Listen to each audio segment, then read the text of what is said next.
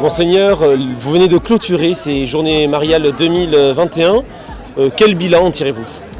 Je pense qu'on peut dire que le bilan, c'est comme le temps, c'est-à-dire qu'on a eu presque toujours du beau temps, une petite journée avec de la pluie, mais voilà, ça montre que les journées se sont très bien passées.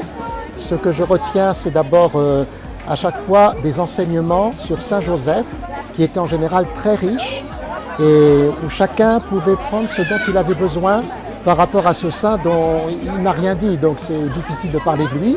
Et en même temps, chaque intervenant a pu trouver l'élément le plus important qui pouvait faire participer aux autres.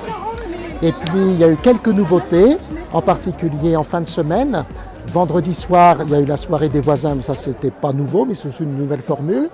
Et puis vendredi soir aussi, les jeunes pros de Dax et de Mont-de-Marsan étaient invités à se retrouver.